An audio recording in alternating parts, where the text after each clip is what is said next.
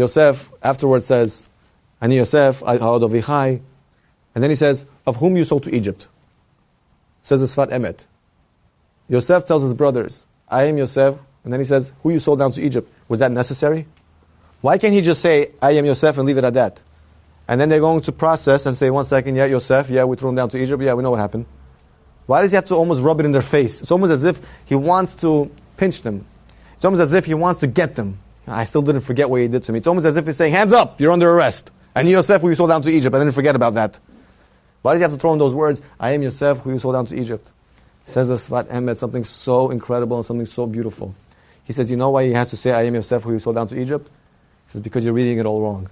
Don't learn the pasuk, I am Yosef, who you sold down to Egypt. Rather learn it, I am Yosef, because you sold me down to Egypt. I only became the Yosef I am today because of my trials and tribulations. I would have never become who I became if not for what I went through. I would have never achieved the greatness that I have achieved in my life if I would have never went through what I went through. The only way I became the Yosef I did become today is because you sold me down to Egypt.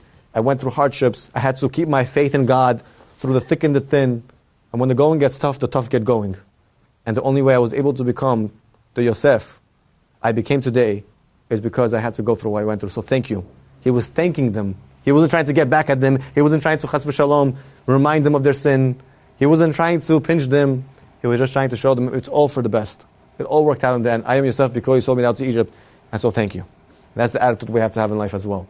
I am who I became today only because of what Hashem put me through. I would have never become who I became if not for this.